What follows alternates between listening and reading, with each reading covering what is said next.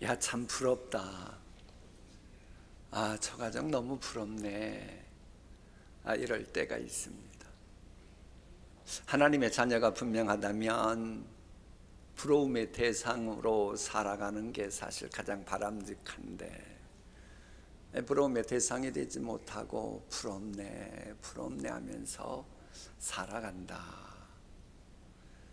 여러분, 왜 그런 일이 벌어지는 줄 압니까? 그건 누구 탓도 아니고 상황 탓도 아니고 내 탓입니다. 내 탓. 자, 보세요. 하나님께서는 우리의 아버지가 되십니다. 전능자이십니다. 우리의 선한 목자도 되십니다. 우리 하나님께서는 누구에게는 부러워할 만한 은혜를 주시고 우리에게는 안 주시고 그런 하나님이 아니지요. 자, 복음 중에 복음인 요한복음 3장 16절, 하나님이 세상을 이처럼 사랑하사 독생자를 주셨으니, 내가 부러워하는 그 사람에게만 부러워할 만한 은혜 주신 게 아니고 나를 위해서도 부러움 살 만한 은혜 주시려고 예수님 보내셨다라고 하는 겁니다. 우리가 예수님의 지체라고 하는 것도 마찬가지예요. 포도나무에 붙어있는 우리가 가지잖아요. 그럼 포도나무는 모든 가지에 다 모든 것이 통하도록 하는 게 포도나무의 본래 의도입니다. 그러므로 우리가 시절조차 열매를 맺고 내 존재이와 목적이 열매를 맺게끔 하는 은혜의 강물이라고 하는 것은 특정인에게만 보내는 게 아니고 실은 내게도 와야 정상이에요.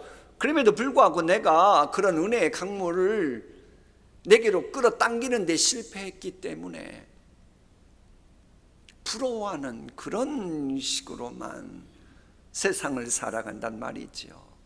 그게 누구 탓도 아니고 상황 탓도 아니에요.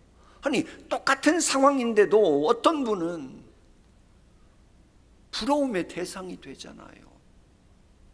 내가 못하는 거지. 그러면 내가 은혜의 강물을 내게로 끌어당기는데 실패한 겁니다. 은혜의 강물을 얼만큼 받아들이느냐에 따라 나의 존재이와 목적이 열매 맺는 약속의 산지에 언제 도착할지가 결정돼요. 똑같은 날 똑같은 아이가 태어난다고 다 똑같이 성장하던가요?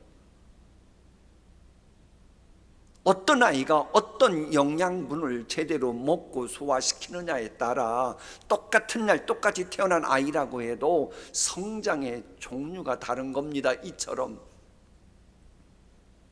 우리의 속사람도 마찬가지예요. 어떤 사람들은 예수님을 오랫동안 따닌 제자들이 있었는데도 그 모양 그 꼴이었는데, 이 사도 바울은 뒤늦게 주의 은혜를 받고 소화시키는데 문제가 없으니 남들이 수십 년 동안 성장해야 차지해야 될 약속의 산지를 얼마 안 돼서 차지하잖아요. 은혜 받고 은혜를 얼만큼 소화시키느냐, 이거에 따라 때로는 나중된 자가 먼저 되기도 하는 것입니다. 목사님, 그런데 한때는 저도 부러움의 대상이었는데 언제부턴가 그렇게 되지 못했는데 그거 왜 그런 거예요? 그것도 내 탓입니다. 자, 보세요. 하나님은, 은혜의 원천이신 우리 하나님은 전능하신 분이고 무한하신 분입니다. 그죠? 자, 세상에 내게 필요한 것들은요, 사용하면 사용할수록 사라집니다. 쓰면 쓸수록 세상 것들은 없어져요. 아무리 많이 쌓아놨어도 사용하면 사라집니다.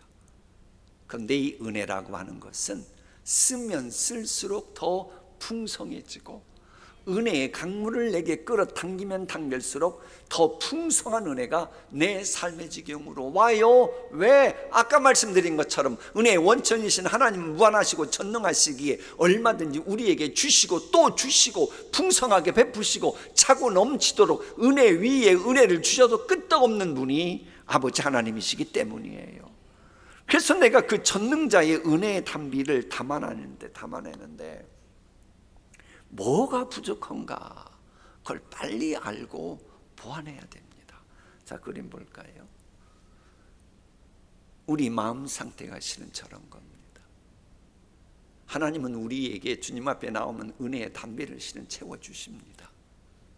그런데 보면 높이 올라있는 널빤지만큼 물이 고여요, 가장 낮은 널빤지만큼 물이 고여요?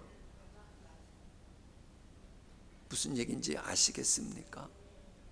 나는 분명 이런 장점이 있는데, 나는 이렇게 했는데, 내게 이런 스펙도 있는데 왜 내게는 그런 은혜가 임하지 않는 거야? 아니요. 하나님은 여러분에게 있는 스펙 그것만 보고 채워주시는 분이 아닙니다. 여러분에게 뭔가 온전한 그릇이 되어야 되는데, 온전한 그릇이 되는데 문제가 있는 그만큼만 하나님은 채워주십니다. 왜?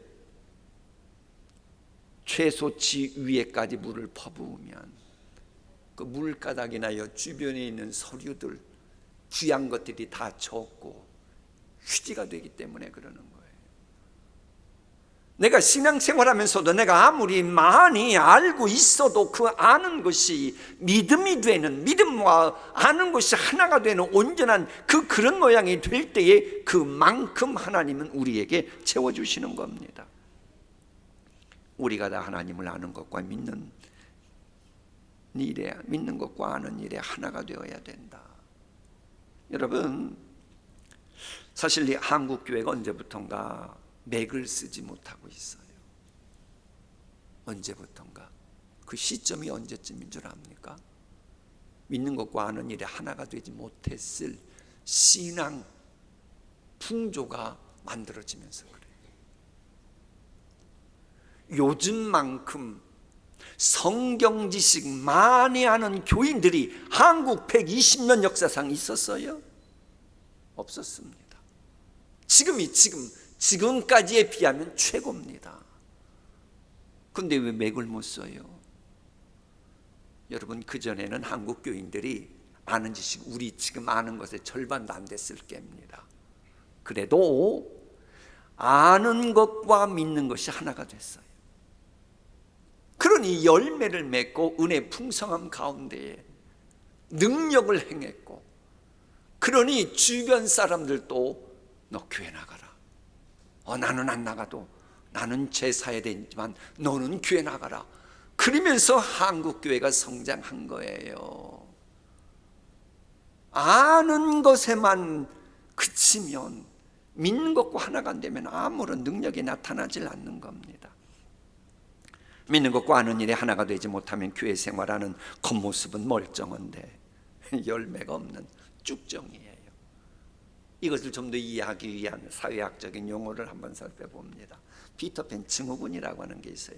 미국의 임상병리학자인 렌 카일리라고 하는 사람이 저 용어를 이렇게 만들었는데, 그건 적은 그런 거예요.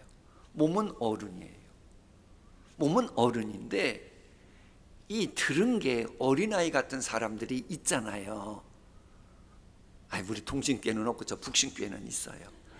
그런 사람들, 그럼 그런 사람들은 겉은 어른이지만 속이 어리기 때문에, 소위 어른 꼬맹이기 때문에 능력 있게 행하는 사람들의 성인 그룹에 들어가지 못해요. 그런데도 주워들은 건 있거든요. 그러니 어린아이들이 할 수 없는 것도 막 할 수 있다고 큰 소리 치는 이런 사람들이 많아지는 현상을 피터팬 증후군 현상이라고 합니다. 이 피터팬 증후군을 서구교회 성도에게 적용시키면 역사는 수백 년 된 아주 오래된 어른교회의 교인 뭘까요? 역사는 수백 년 된 어른교회인데 그리스도인답게 살아가는 속사람을 보니 영 형편없는 거예요. 아는 것만큼 믿는 것이 하나가 못 되니 지금 서구교회 보세요. 흐느적거리고 맹묻히고 있잖아요. 이게 바로 어른 꼬맹이입니다.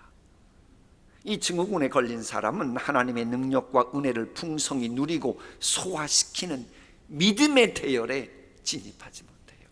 그저 교회만 다녀도 그저 종교인으로 왔다 갔다 할 뿐, 믿음의 살아 역사는 그 경험을 못하는 거예요. 그러니 본인도 교회 나오는 게 괴롭고, 그 부모가 혹시라도 교회 안 나오면 벌 받을까 봐 교회 가라고 하기 때문에 교회 나오는 애를 또 괴롭고 그런 거예요. 아니, 믿음 생활하면 믿음의 능력이 나타나고 믿음의 체험을 해야 이게 살만 나는 신앙생활이 되는데 말이지요. 그런데도 주어들은 건 있으니까 할 수 없는데도 할 수 있는 것처럼 큰 소리만 치고, 믿는 것과 아는 일이 하나가 되는 행함 있는 믿음이 있을 때 피터팬 증후군에서 벗어날 수 있습니다. 사실 이 간혹 믿는다고는 하는데 전혀 믿음 없는 분들이 있잖아요. 천국 믿는다고 그래요. 근데 천국 믿는다고 하는데 그가 말하는 거 보면 절대로 천국 가는 거 없어, 지옥 같은 거 없어, 이러면서 말하고 행동하며 살아가는 교인들이 있잖아요. 하나님은 살아계심을 내가 믿습니다, 말은 그렇게 하는데 말하고 행동하는 거 보면 전혀 하나님 살아계심을 부정하는 말과 행동, 처신하며 살아가잖아요. 예수님의 부활 믿습니다, 말은 그러는데 살다가 조금만 힘들고 어려워도, 시련이 있어도 뭐 불신앙적인 사고방식으로 근심, 걱정, 염려, 두려움에 혹은 컴플렉스에 빠져서 완전 무기력하게 신앙생활해요. 아니, 그런 사람이 어떻게 부활신앙 갖는다고 말할 수 있어요? 믿는다고는 하는데 믿음이 없는 거예요. 여러분, 우리가 그래서 이 핵심 알맹이가 빠지지 않는 그런 신앙생활 하도록 해야 돼요. 아는 성경 지식은 많은데, 성경 지식 말하는 거 보면 화려한데 알맹이 열맹이 보여달라 그러면 하나도 없는 거예요. 이거 왜 그러느냐? 믿는 것과 아는 일이 하나가 되지 못하기 때문에 그래요. 좀 더 정확히 분석하면 껍데기 지식일 뿐 핵심 알맹이가 빠졌기 때문입니다. 이 부분은 중요하니까 좀 힘들더라도 그러나 쉽게 천사론 동원시킵니다. 사탄은 고린도후서 보면 광명한 천사로 가장한다 그랬어요. 하나님께서 광명한 천사라고 표현할 정도라면 분명 화려한 겁니다. 주목받을 대상이 되는 거예요. 그게 사탄은 광명한 천사로 가장하는 존재입니다. 남들이 주목하고 사탄이 힘쓰면 다 그냥 빨려 들어가는 거예요. 슈퍼스타가 되는 거예요. 근데 성경은 뭐라고 말해요? 사탄이라고 말해요. 아니, 왜 천사였던 존재가 사탄이 됐습니까? 핵심은 이겁니다. 천사의 본분을 망각하고 천사다움의 핵심을 잃어버렸기에 사탄이 된 겁니다. 자, 보세요. 가정에서도 마귀짓 하는 사람들이 있어요. 엄마고 혹은 아빠고 자식이라고 해도 자기 본분을 잃어버리는 순간 그 사람은 마귀짓 하는 아빠, 마귀짓 하는 엄마, 마귀짓 하는 자식이 되잖아요. 잊지 마세요. 내 본분을 잃어버리고 핵심을 잃어버리면 베드로처럼 사탄아 물러가라, 이 소리 듣는 거예요. 그래 우리가 신앙생활을 하려면 항시 믿는 것과 아는 일이 하나가 되도록 이 핵심, 본질, 이걸 놓치면 안 돼요. 어제 그저께 금요일날 오후 2시 반에 저 우리 청년들 수련회가 있는 강원도 양양에 갔어요. 제가 운전하다가 그게 뭐예요? 이게 티맵이 잘못 오는 바람에 내미시는 바람에 더 막 길게 가가지고 얼마나 고생했는지. 오니까는 9시 반, 10시쯤 그때 그 무렵 됐더라고요. 그래도 가서 우리 청년들 보니까 얼마나 밝고 환한지. 저는 밝고 환한데 왜 여러분 인상은 밝고 환하지 못해요? 우리 애들이 얼마나 밝고 환한지. 하나님, 우리 저 아이들의 밝고 환한 모습 삶 속에서도 평생 유지되게 하여 주옵소서. 절로 기도 축복이 나오죠. 근데 여러분, 가정이나 교회의 미래를 멀리 내다보고 이렇게 다음 세대들을 챙기려면 무엇보다도 믿는 것과 아는 것이 하나가 되는 것을 보여줘야 됩니다. 우리나라에 옛말에 그런 게 있어요. 1년 앞을 내다보면 농사를 짓고 10년 앞을 내다보면 사과, 과일나무를 심고 100년 앞을 멀리 내다보면 인재를 키우라는 말이 있어요. 근데 여러분 10년이건 100년이건 멀리 내다보려면 믿음이 있어야 돼요. 믿음 없는 사람이 10년 100년 준비하겠어요? 믿음 있을 때만 가능한 겁니다. 성숙한 교인은 다음 세대들이 지금의 내 모습을 보고 배운다, 이것까지 멀리 내다보면서 말하고 행동해야 돼요. 아멘 소리 왜 갑자기 줄어들었을까? 여러분 그래야 돼요. 믿는 것과 아는 것이 하나가 되는 모습을 보여줘야 그 자녀들이, 다음 세대들이 따라올 거 아닙니까? 나는 이렇게 믿는다, 나 믿는 것 봐라, 말하지 않아도 애들 다 봅니다. 부모님이 어떻게 살아가나 애들이 말하지 않아도 다 지금 보고 있어요. 믿음은 이런 거다. 보여줘야지요. 탁상공론 말고 믿는 것과 아는 것이 하나가 되는, 이렇게 되려면 의인은 믿음으로 말미암아 살리라. 이 말씀 그래서 기억하고 또 기억하고 또 기억해야 하는 겁니다.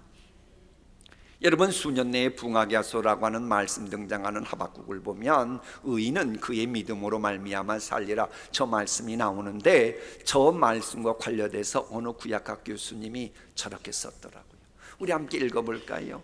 하박국은 바벨론의 진공 소식을 듣고 전율과 공포를 느끼고 내장과 입술이 떨리고 썩는 것과 같은 괴로움이 뼛속을 파고든다. 하지만 이런 상황에 굴복하지 않는 의인, 곧 하나님의 백성인 의인이 이 땅을 살아가는 방식이 무엇인가를 보여준다. 그것은 하나님의 역사에 대한 신뢰, 믿음이다. 이제 저 말씀이 수년 내에 부흥케 하소서라고 하는 말씀 들어오는 대목 속에 등장하는 이 설명입니다.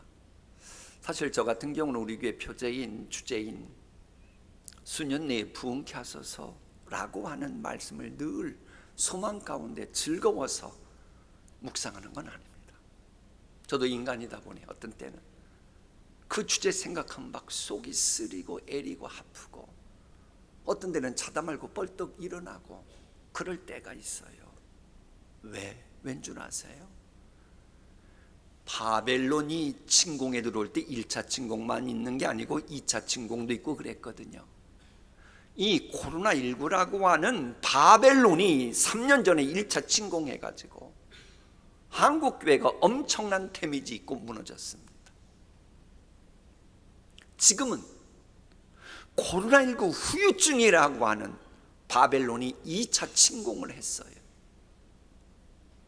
바로 이런 상황이기 때문에 이거 우리가 극복하고 회복의 은총을 입는데 진력해야 되는데 때로는 여기에 도와주기는커녕 막 그게 소금 뿌려대는 그런 언행이 귀에 들어올 때가 있어요. 그럼 이제 속 사람이 막 내장이 뒤틀리듯 아픈 거예요. 괴로운 거예요.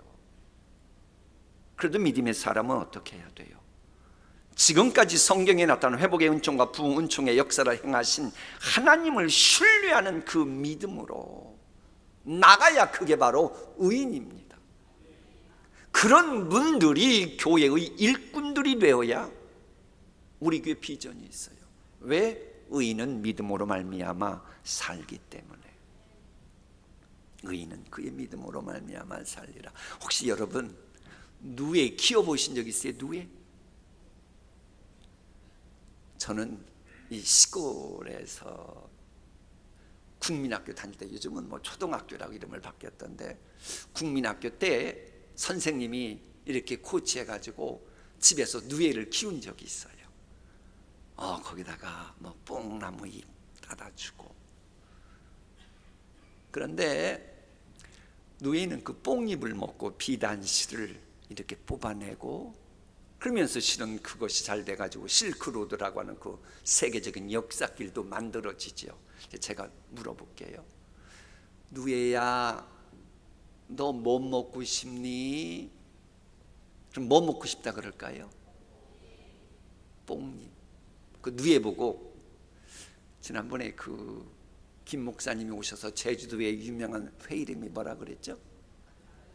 다금바리? 다금바리. 누이한테 너 다금바리 먹을래? 그럼 뭐라 그럴까요?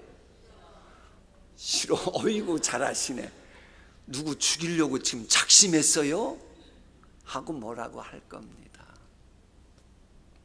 뽕잎 먹는다 그럴 거예요. 미물도 자기에게 필요한 것을 우선시합니다. 그럼 우리는 누굽니까? 믿음으로 하나님의 자녀 됐잖아요. 믿음으로 살아가는 사람들입니다. 우리 앞에 세상 유행 풍조의 성공학, 총서, 경영학, 이론 딱 들이밀면서 이거 먹으라 그러면 우리는 어떻게 해야 돼요? 사탄아 물러가라 그래야죠.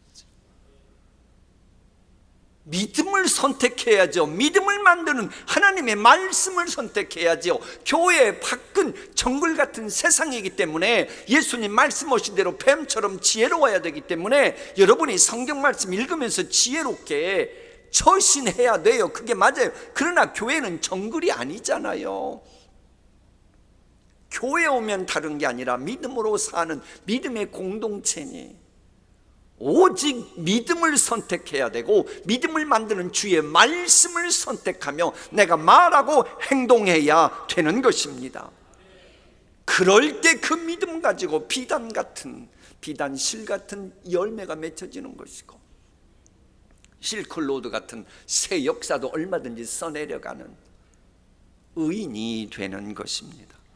물론 그 믿음은 하나님의 말씀을 알아야만 가질 수 있어요. 그래서 우리는 주의 말씀을 늘 가까이 하고 경청하고 말씀의 영이신 성령님의 인도하심을 받아야 됩니다. 자, 8월의 현수막 볼까요? 믿는 것과 하는 일에 하나가 돼요. 저기에서 속도를 조정하고 늦게 빠르게 좌로 우로 하는 저 선수를 가리켜 페이스 세터라 그럽니다. 페이스 메이커라고도 하지요. 여러분이 속한 가정도 우리 교회도 빨리 가고 늦게 가고 좌우하는 요것은 우리 예수님이어야 되는 거예요. 말씀이신 진리의 성령님이어야 합니다. 그러면 분명 우리는 약속의 산지에 도달하고 소원의 항구에 도달하는 것이 어려움이 없게 되고 그러면서 이 믿음과 아는 것이 하나가 되는 이 그릇이 되어 주의 은혜를 온전히 담아낼 수가 있는 것입니다. 그런데 여러분, 은혜의 담비 소화시키는 게 쉽던가요? 쉽지가 않아요. 말은 쉽고 논리적은 쉬운데 이게 은혜의 담비 이게 담아내는 게 쉽지 않아요. 결정적인 이유가 있습니다. 우리가 하나님께서 시마다 때마다 우리에게 베풀어 주신 은혜의 담비 제대로 누리는 것을 회방하는 사탄과 사탄의 하수인들이 미혹시키기 때문이에요. 그래서 우리는 어떻게 하든지 믿는 것과 아는 일이 하나가 되는데 목숨 걸어야 합니다. 적어도 신앙생활을 하려면 믿는 것과 아는 이 믿음 생활하는 것에 대해 목숨 걸다시피 해야 사탄의 유혹에 넘어가지 않는 거예요. 그래서 저 말씀 믿는 겁니다. 우리가 다 하나님의 아들을 믿는 것과 아는 일에 하나가 되어야 온전한 사람이 돼요. 이제부터 어린아이가 되지 아니하여 사람의 속임수와 간사한 유혹에 빠져 온갖 교훈의 풍조에 밀려 요동하지 않게 하려 함이라. 주변에 보면 간혹 이 사람이 말하면 그러냐고, 저 사람이 저 말하면 그래? 나 이런 줄 알았는데 그렇구나. 도대체가 이랬다 저랬다 막 요동쳐요. 왜? 어린이 특성이 제대로 아는 게 없으니까 판단 능력이 떨어져서 그러는 거거든요. 이게 속 사람이 어리면 이게 제대로 분명한 말씀이라는 확신, 믿음이 있는 성경 지식이면 괜찮은데 그게 아니면 왔다 갔다 해요. 특히 사탄 마귀가 속임수를 쓰면 이 여지없이 유혹에 넘어가곤 합니다. 이 본문에서 이 속임수라고 하는 말은 바른 말은 아닌데도 바른 말인 것처럼 사람을 속이는 궤변, 그걸 말하는 헬라어입니다. 근데 이것은 사탄이 뒤에서 조종해요. 그래서 사탄의 미혹에 넘어가지 않으려면 믿음의 본이신 예수님을 제대로 알고 믿어야 돼요. 그러면 아무리 우리가 세상 살아가고 있지만 세상 유행에 밀려드는 세상 유행 풍조에 우리 영혼이 잠기지 않게 됩니다. 오히려 사랑 안에서 참된 것을 하여 범사에 예수님에게까지 자라가는 거예요. 그러면 이제 어떠한 우리 예수님의 사탄 마귀 유혹에도 넘어가지 않았던 것처럼 그 단계까지 나아가는 겁니다. 여러분, 전인교육이라고 한 말 들어보셨죠? 정상적인 사람이라면 한 부분만이 아니고 전체적으로 이게 성장하기를 누구나 다 원합니다. 그런데 주변 보세요. 심지어는 교회까지 맘모니즘이 하나님 자리에 딱 차지하는 교회들도 있습니다. 공산주의가 뭐라 그랬죠? 공산주의 사상이 사회의 모든 것을 주관하고 사회가 돌아가는 것을 영향력 끼칠 때 공산주의라 그래요. 자본주의는 뭐예요? 돈이 사회 모든 구조에 영향력을 끼치고 돈 때문에 사람들의 의사결정이 이루어진다. 그럴 때 자본이 왕처럼 군림해서 자본주의라 그러는 거예요. 신본주의는 뭐예요? 하나님의 말씀이 사람들의 생각을 결정하고 하나님의 말씀이 구조 조직까지 모든 걸 컨트롤할 때 신본주의라 그러는 거예요. 근데 세상은 뭐예요? 맘모니즘이 왕처럼 군림하는 이런 자본주의입니다. 그래 재물로 하나님 삼고 물질을 메시아로 여기고 어떤 상황에서도 문제를 해결해 주는 것은 구세주는 바로 돈이다. 이런 생각을 가지고 살아가고 때로는 그런 교회들마저 있어요. 모든 것이 다 돈이에요. 돈 가지고 생각하고 결정하고. 그러면 그게 온전한 하나님 모시기에 그릇이 될 수 있을까요? 세상살이에 필요한 거 물론 우리가 부정하면 안 돼요. 주님이 주신 세상이 물질로 구성된 우리이기 때문에 인정해야 됩니다. 그러나 그것이 과하면 안 되는 거예요. 그래서 주님은 우리가 꿀을 먹어도 족할 만큼 먹어야지, 과식하면 토할 만큼은 먹으면 된다 안 된다? 안 되는 거예요. 필요해도 적당히 해야지. 토해내면 역겨운 거예요. 냄새나는 거예요. 욕심을 드디어 환경 여건이 안 될 때 감당 못 해가지고 막 토해내고, 아니 그런 모양이 그거밖에 안 되는데 욕심 부리니까 결국 소환돼서 토해내는 거 아닙니까? 그러면 토해내고 역겨운 냄새나는 사람이 온전한 사람이라고 할 수 있습니까?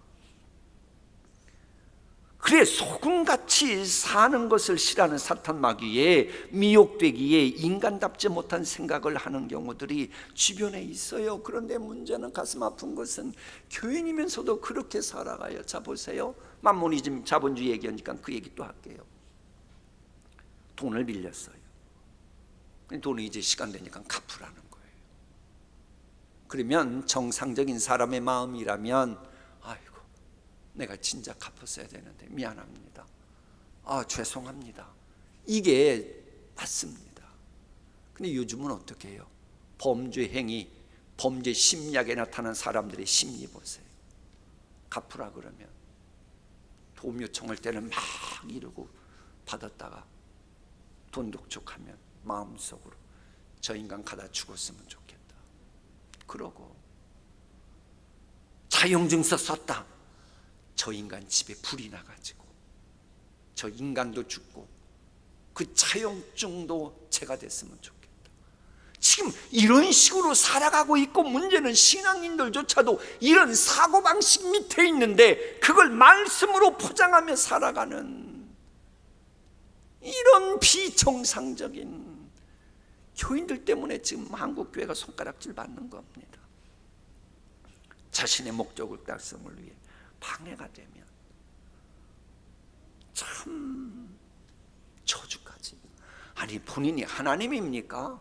어떻게 내 마음에 안 든다고 저주하고 그렇게 축복이라고 되어 있지 뭘 이렇게 저주하라고 되어 있어요? 근데도 자기에게 잘하면 어떻게 해요? 아주 선대해요. 그러면서 이렇게 말합니다. 나는 본래 선한 사람이야. 아니, 내가 그 사람한테 잘해주잖아. 나한테 잘하면 나는 그 은혜 안 잊어. 말은 그러면서.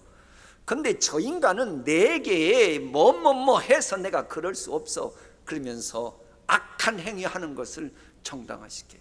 본인은 선한 사람인데 저 인간 때문에 내가 그랬다는 거예요. 이게 뭡니까? 사고가 완전 이기적이에요. 근데 본문은 뭐라고 말해요?